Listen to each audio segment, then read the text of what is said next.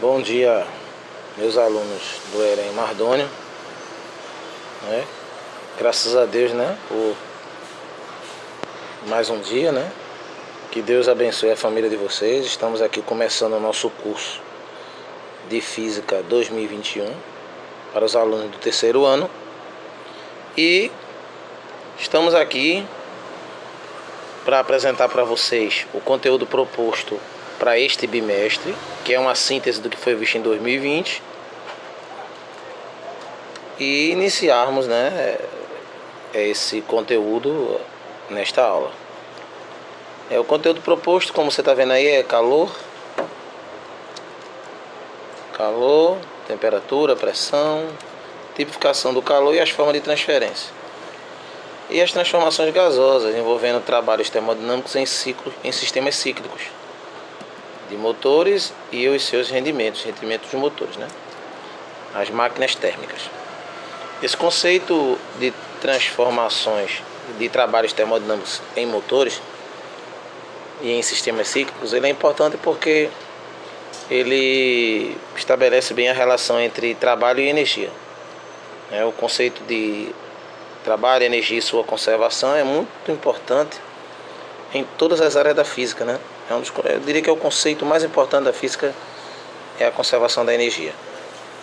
Então, é um tema importante para ser revisto esse ano e vai ser abordado, né, quando formos estudar os conceitos de física elétrica previstos para esse ano 2021 nos próximos bimestres.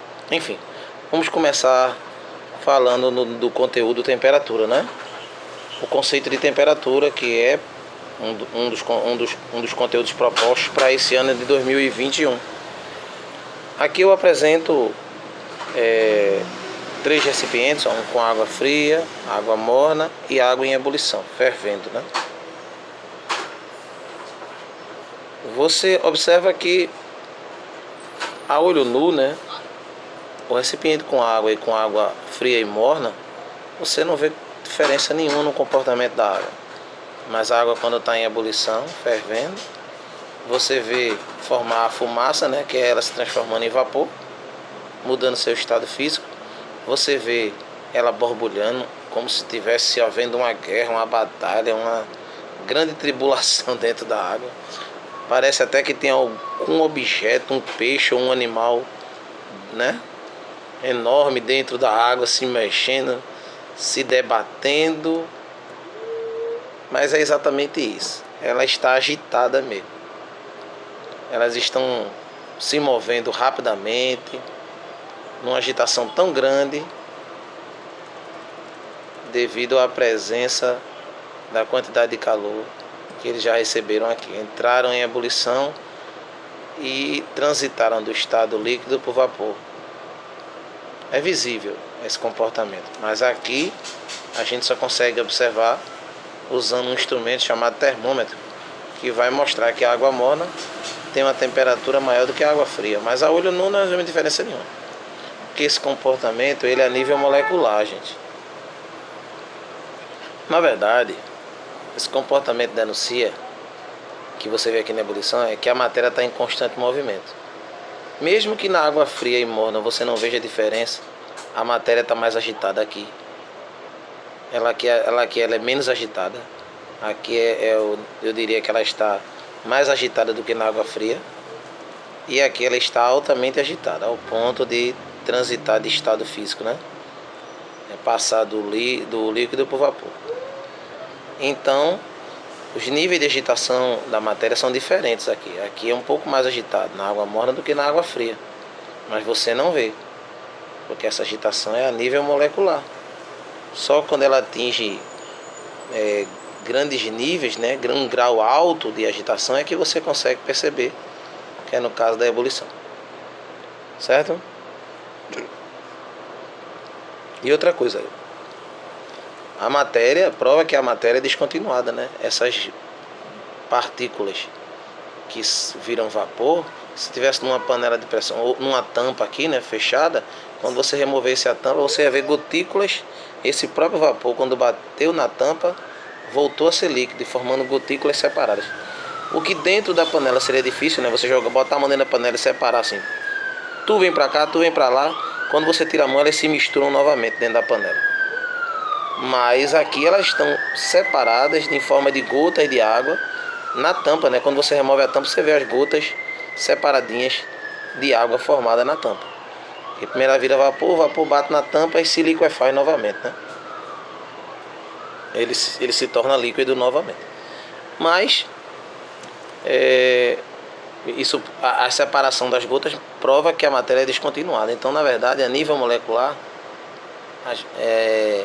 você pode separar as moléculas. Existe uma força de coesão que as mantém unidas, e por isso que a matéria parece tão coesa, principalmente no estado sólido, né? A gente ainda consegue, no estado gasoso, você pega um recipiente, você rapidamente comprime o gás, abre uma válvula, deixa uma parte das moléculas saírem. Já no estado sólido é mais difícil, né, de você fazer essa separação, porque no estado sólido essas forças que mantêm as moléculas juntas, que dão essa dureza do corpo, né, no estado sólido, elas são maiores. Essas forças interatômicas, né, essas forças intermoleculares são gigantes e mantêm a matéria coesa. Mas se você fizer uma força capaz de romper essa força interna, você também despedaça o material sólido, né? Bom, e talvez seja por isso que seja tão difícil de ver a agitação da matéria no estado sólido. Talvez não, é por esse motivo, né? Porque as forças são tão fortes entre as moléculas que compõem o material sólido que você não percebe a agitação. Às vezes é necessário um termômetro. Quem nunca queimou a mão numa colher que esqueceu dentro da panela? A colher estava estupidamente quente, mas aos olhos nus, aos nossos olhos, quando a gente olha, parece que ela está... O comportamento da colher, se você pegar uma colher e deixar ela esquentar numa panela, esquentar no fogo, desde que ela não carbonize, e você colocar ela em cima do balcão junto com a colher fria, você não conseguirá escolher.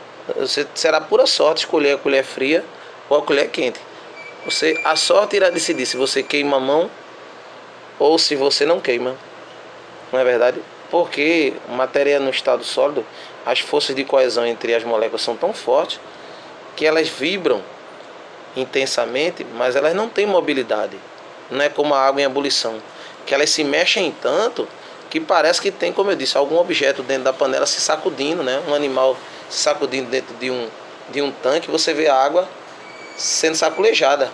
Ela se saculeja porque está em ebulição, porque aqui o nível de agitação é enorme, justamente porque a força de ligação entre essas moléculas é mais fraca do que no estado sólido. Bom, mas toda a matéria vibra, tá? Seja no estado sólido, líquido ou gasoso. E o grau de agitação da matéria é justamente a temperatura. Quanto maior o grau de agitação, maior é a temperatura. A olho nu nem sempre dá para se perceber essa diferença de agitação, porque ela é a nível molecular. A gente usa um termômetro. Se no mundo macroscópico a gente não consegue ver, o termômetro é capaz de nos dar uma medida do que está acontecendo no mundo microscópico, embora a gente não veja. Calor é a energia em trânsito, que os corpos a energia em trânsito quando os corpos estão com temperatura diferente. Ou seja, o corpo que tiver com a temperatura maior, ele transfere, o calor transita deste corpo para o corpo de temperatura menor. O corpo de maior temperatura transfere o calor para o corpo de menor temperatura. Quando os corpos têm temperaturas iguais, o calor não existe, porque o calor é uma energia que só se manifesta quando os corpos têm temperaturas diferentes. O maior cede o calor e o menor recebe, certo? Um corpo não contém calor. O calor, repito, só se manifesta.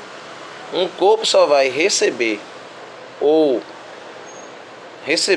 doar calor se ele estiver próximo de outro corpo com uma temperatura diferente do dele.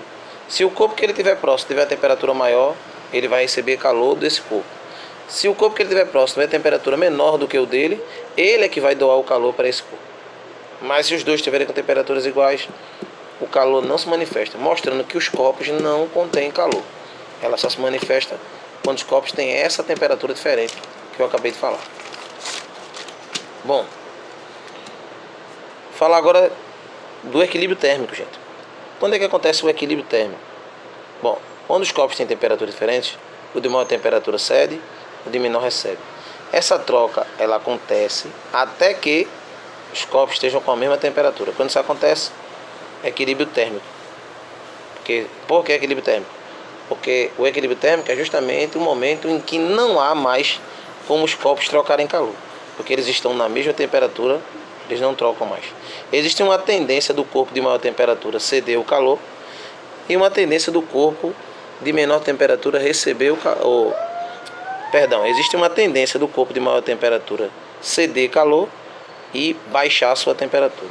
E existe uma tendência do corpo de menor temperatura, ao receber esse calor que foi transferido para ele, ele aumentar a sua temperatura.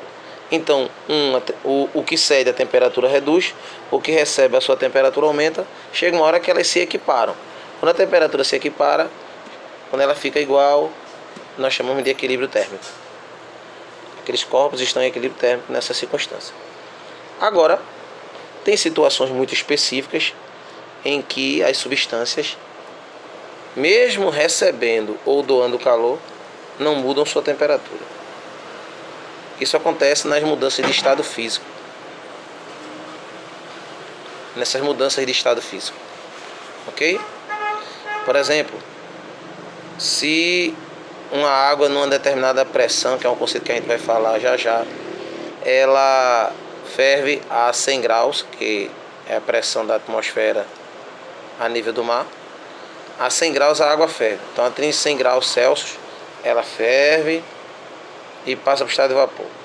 Enquanto toda a massa líquida de água não passar para o estado de vapor, toda aquela massa que ainda estiver transitando para o estado de vapor, toda ela não conseguirá ultrapassar a barreira de 100 graus nessa pressão de 1 atm a nível do mar. Ou seja, é o único momento em que a boca de fogão vai estar transferindo calor para a água, mas mesmo a água absorvendo esse calor, ela não mudará a sua temperatura. Porque quando você liga o fogo, que põe a panela com água no fogo, se ela estava, por exemplo, sei lá, a 30 graus, ela vai aquecendo, 31, 32, 33. Mas quando chega em 100, ela não passa para 101, 102, 103, ela vai virando vapor. Toda aquela massa de água vai ficar em 100 graus, 100 graus, 100 graus, 100 graus, até virar vapor. Então é o único momento em que aquela massa de água não irá mais mudar sua temperatura. Não estando as substâncias na transição de estado físico, na mudança de estado físico, significa dizer o quê? Aquele corpo que tiver maior temperatura cede o calor e tende a baixar sua temperatura. E o corpo que recebeu o calor tende a aumentar sua temperatura.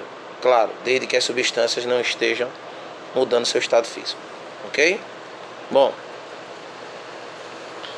essa temperatura em que a água vai ferver, em que a água vai congelar, em que as substâncias vão mudar de estado físico, elas dependem intimamente desse conceito aqui chamado pressão, que é a força aplicada em uma área. Esse é um conceito que a gente vai discutir profundamente na próxima aula, porque a partir da discussão desse conceito a gente vai falar das transmissões de calor e do trabalho em sistemas termodinâmicos. Então na próxima aula eu vou aprofundar as ideias sobre o conceito de pressão. Um forte abraço a todos e até a nossa próxima aula na próxima semana, ok? Fiquem com Deus.